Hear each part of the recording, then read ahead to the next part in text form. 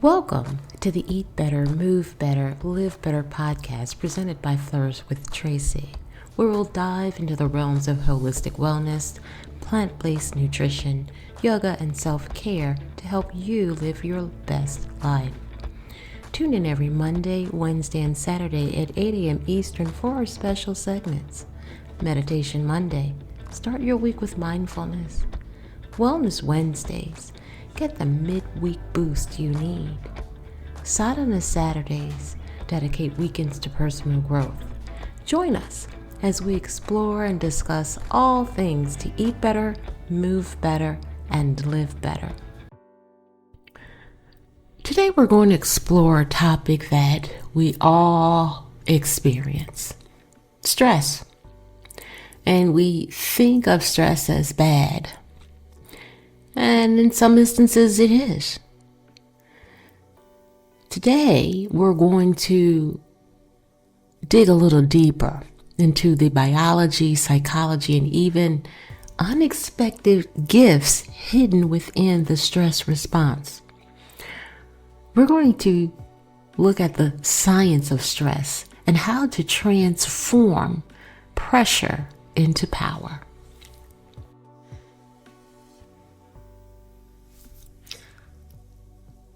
So let's begin by understanding what stress really is. It's a chemical, neurological, emotional behavior, body response to any demand for shift or change.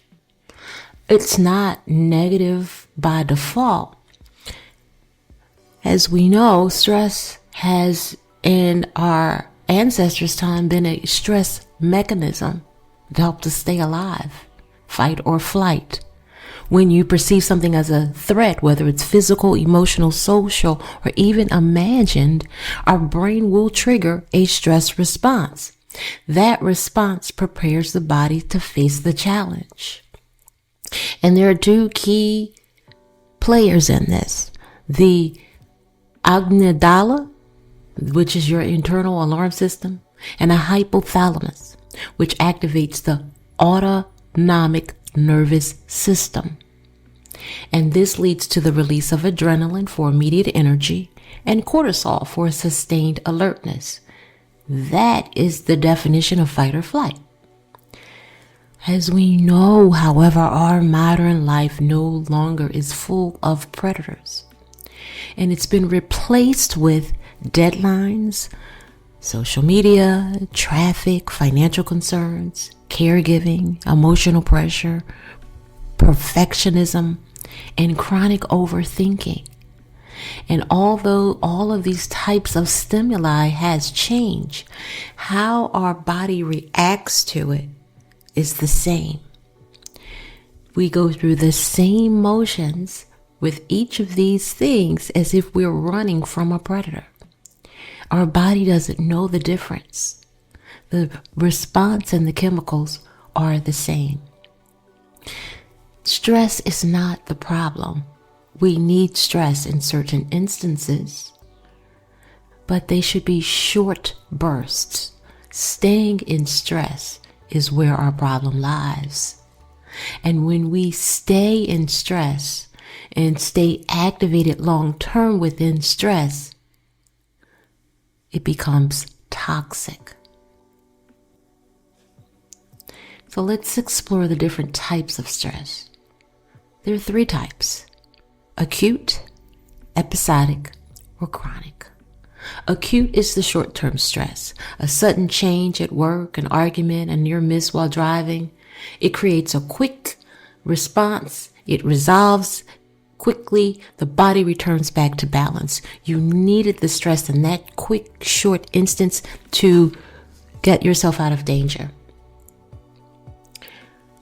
The episodic acute stress is when stressful events happen repeatedly, almost constantly, and you find yourself saying things like, "Oh, I'm always running behind.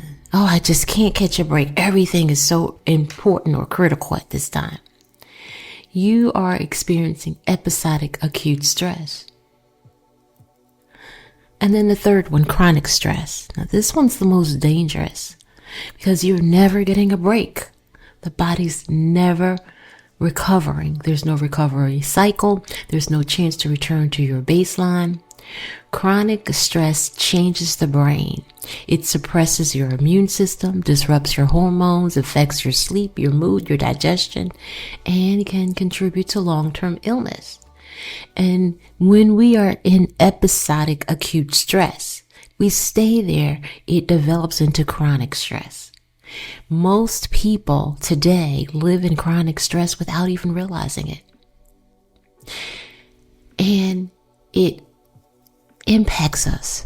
It impacts our brain by shrinking the prefrontal cortex, which is responsible for our decision making, our focus, and our emotional regulation. The more you react, you become more anxious and more sensitive to triggers. Your memory and concentration become disrupted. Your heart rate increases as well as your blood pressure, and over time, chronic stress contributes to inflammation and strain on the cardiovascular system. It also impacts your endocrine system. When you get cortisol in short bursts to get yourself out that emergency situation, great. But if you do not restore to balance and calm, too much cortisol in your system for a long period of time can lead to changes in your weight. You may either gain weight or lose weight. It may elevate your blood sugar, causes hormonal imbalances. It may disrupt menstrual cycles, and it will lead to fatigue and burnout. It impacts your digestion. Your gut has its own nervous system. When you are in chronic stress, your digestion will slow down. This will impact your microbiome diversity. It can worsen any situation such as acid reflux, irritable bowel syndrome, or bloating. And it can disrupt your immune system, making you more vulnerable to colds, inflammation, or delayed healing. And then finally, you may begin to experience it physically through muscle tension in your neck, your shoulders, your lower back. Your jaw can even reflect stress. And unmanaged stress expresses itself as chronic pain conditions. You may have tension headaches, migraines, and just overall tightness throughout your entire body because your body is holding that stress. This is why understanding stress is important, to understand it physically as well as energetically. All stress does not come from outside of us. It's not external. Some of the stress we create. We create this stress from beliefs, expectations, constantly self-judging ourselves or overthinking something, suppressing our emotions, not taking the time to resolve wounds or trauma, feeling the need to be perfect or people pleasers, always comparing ourselves to others, and fear of failure or even success. This is cognitive stress, and this is stress that we create within our own minds, and we manifest these situations or stories that don't exist. And this creates our perception and how we experience things. Two totally different people can experience the same event, but experience completely different levels of stress. And this is because stress depends on the perception and not the actual event of the stress.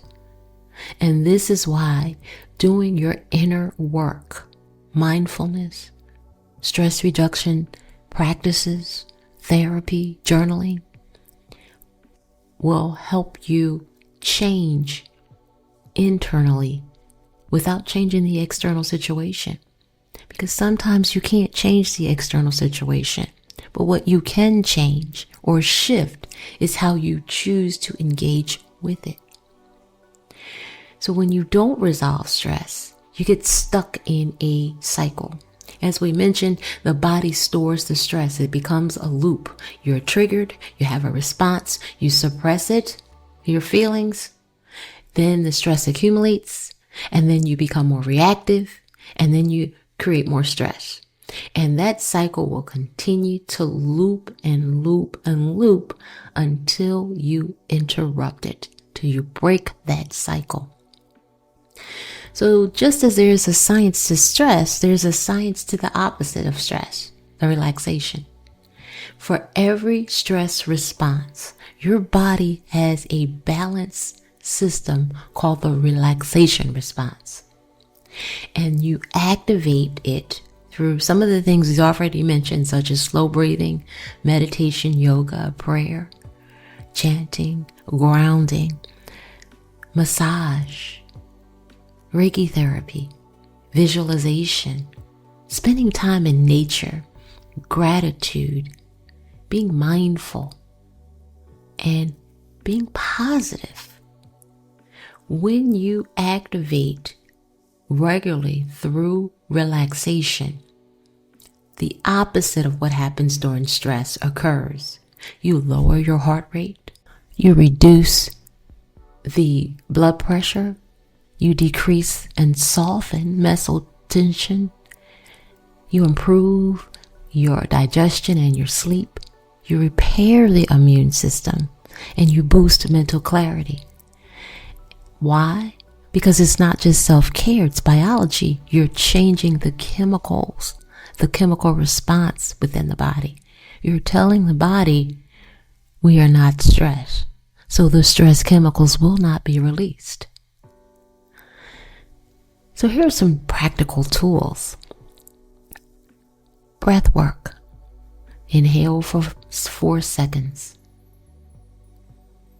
Exhale for 6. The lengthened exhale tells the brain, you're safe. If you think about that, when you are in stress mode, you have short inhales and exhales. And so you're hyping the body up, the body's heating up, the body's becoming excited, the brain is going, oh, we're in trouble, because you're breathing fast. It's if you're running really fast from something or you are agitated, you're breathing fast. But if you're breathing slower, you're telling the brain, I'm safe. And if you just repeat that for 2 to 3 minutes, inhaling for 4 seconds, exhaling for 6, body will slow down. We are not stressed. We are safe. You can ground through a sensory awareness practice. Name 5 things that you see, 4 things you feel, 3 things you hear, 2 you smell, 1 you taste. This interrupts spiraling thoughts. You can also do it by just counting down.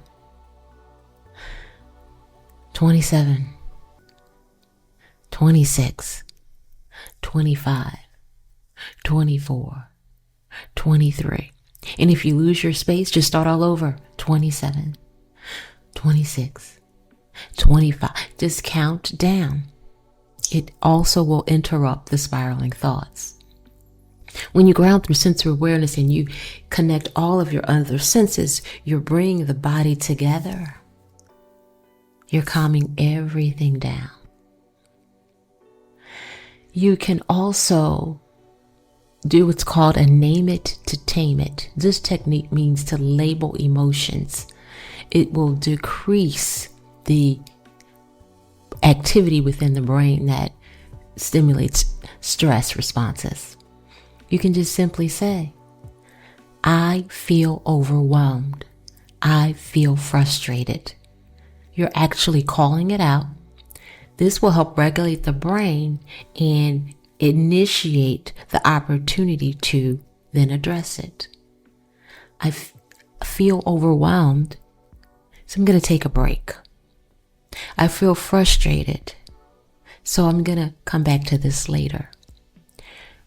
All of these things help you express it and get it out instead of suppressing and keeping it in. And then you can also physically reset by stretching, rolling your shoulders up, back, and down, taking a deep breath in, opening your mouth and exhaling with a sigh. That's a cleansing breath, softening and releasing the jaw and the tongue, dropping and relaxing the shoulders. That resets the vagus nerve. You can also bring your arms above your head, palms facing, and stretch.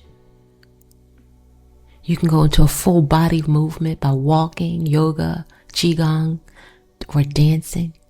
Movements will burn off the stress chemicals accumulated within the body.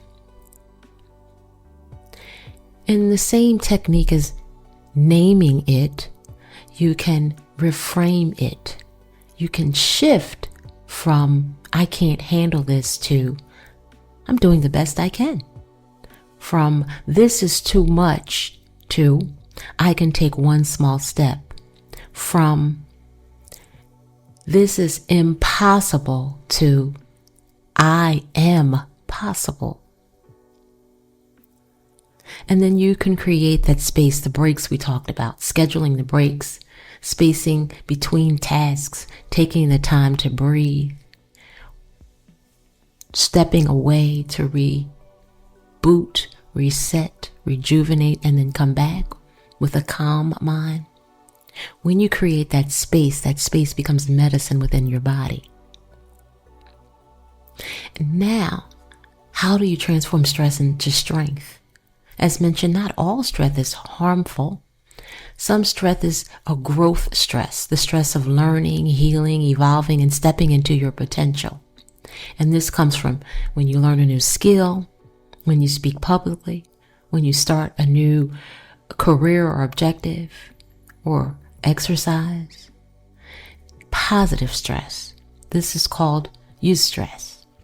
And the difference between the harmful stress and the beneficial stress lies in support, recovery, taking a break, mindset, pacing yourself, and being aware of yourself. Stress only becomes harmful when you abandon who you are. Stress only becomes empowering when you support yourself. When you realize that this stress is becoming more than short term, to stop, to take the break, and then to transform it. Stress is not the enemy. It's only when it's unmanaged and unprocessed that it becomes an issue. When you understand and you are aware of your stress, allow it to become your teacher. A signaling point that it's time to move toward boundaries, to move with balance, to invite healing and growth, and to take a break. The science of stress teaches us that our body's not malfunctioning. It's actually working to protect you. That's the intention of stress. And that you have the ability to shift your state. You do not have to remain in a heightened stress state. Break the stress. Relaxation is a skill, a tool that you can use to train your body, that you can use to calm the body, that you can use to return and restore the mind and the body to safety. Let's take a slow breath in and a long breath out. Place a hand on your heart and one on your belly. Silently repeat, I am safe. I am capable. I use short-term stress to identify and work with my body rather than against it. Exhale. Move forward with clarity and compassion and deeper understanding. Know that you are beautifully intelligent. All you need is just to take the time to understand and recognize. Stress is your body's response to change or shift. And to take any stress that is outside of short term is an opportunity to take a break, to take a breath, and to reset. Thank you for sharing time and space today. Namaste.